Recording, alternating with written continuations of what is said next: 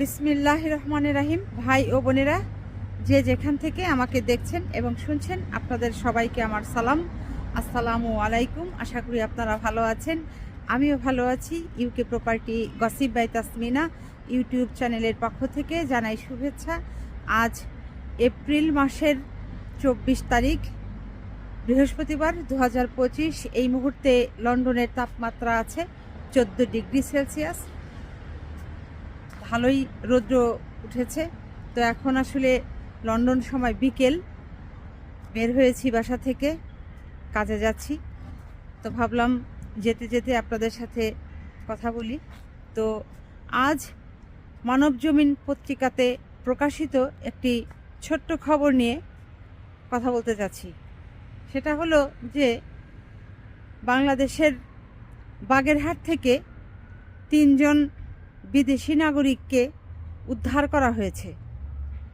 আর সেটা কোন জেলা থেকে? সেটা বাগেরহাট জেলা থেকে। এই 3 নাগরিককে উদ্ধার করার পেছনে ছোট একটি গল্প রয়েছে।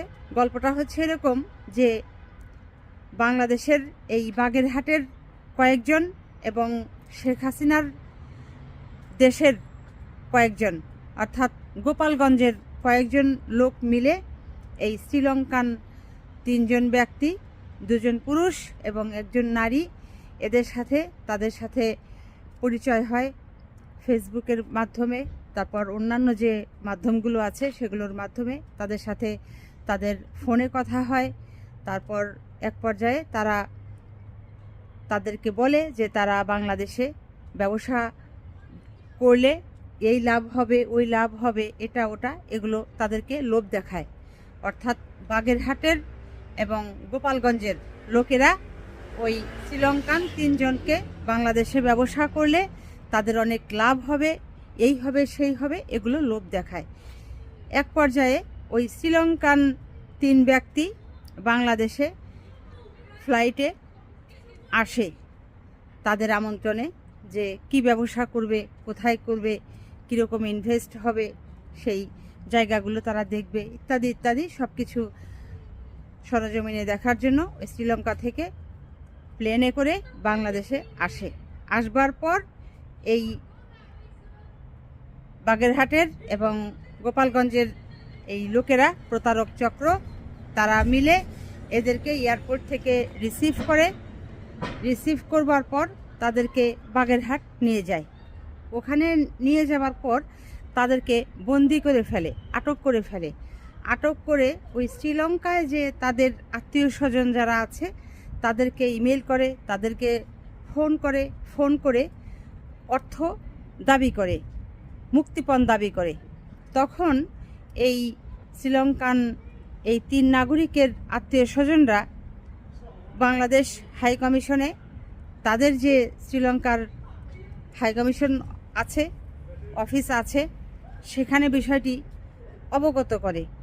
অবগত করলে এই তারা আবার বাংলাদেশের পুলিশ যারা আছে, গোয়েন্দা সংস্থার যারা প্রধান আছে, এদেরকে বিষয়টি অবগত করবার পর যে ফোন নাম্বার থেকে ফোন করে ওই শ্রীলঙ্কায় ফোন করে মুক্তিপণ চাওয়া হয়, অর্থ দাবি করা হয়, চাঁদা দাবি করে, তাদের ফোন নাম্বার ট্র্যাক করে তাদেরকে ধরে ফেলে এবং ওই বাগেরহাট থেকে বেশ কয়েকজনকে আটক করে, এই সন্ত্রাসীদের যারা চাঁদা মুক্তিপণ দাবি করেছিল তাদের, এবং শেখ হাসিনার বাড়ি গোপালগঞ্জ থেকেও যারা এরকম চাঁদা মুক্তিপণ দাবি করেছিল, তারা লুকিয়েছিল, তাদেরকেও গ্রেপ্তার করে।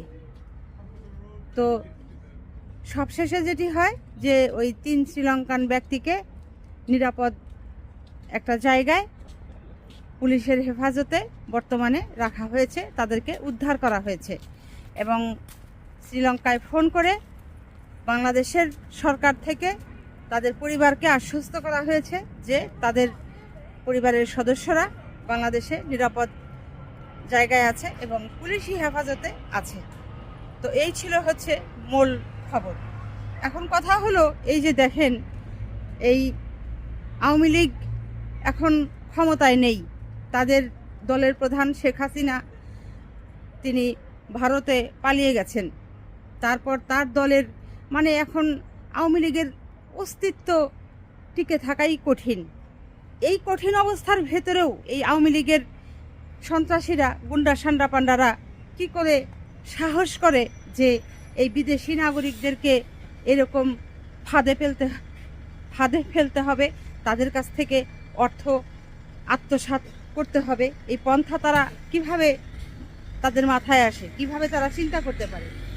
তো এটি ভাবলে বোঝা যায় যে এই অবস্থাতেও যদি তারা এরকম করে, তাহলে এই যে 15-16 বছর তারা যে ক্ষমতায় ছিল, তাহলে পাওয়ারে থাকাকালীন সময়ে তারা কি করেছে এখন বুঝতে পারেন যে তারা ধরাকে কিভাবে সরাগান করেছে।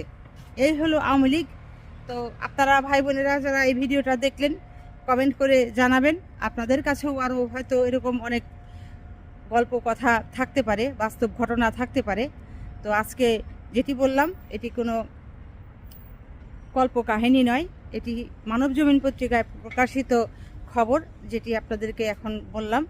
তো সবাই ভালো থাকবেন, সুস্থ থাকবেন এবং আমার জন্য দোয়া করবেন। আমার এই চ্যানেলটিতে লাইক, কমেন্ট, শেয়ার এবং সাবস্ক্রাইব করবেন। আসসালামু আলাইকুম, আল্লাহ হাফেজ।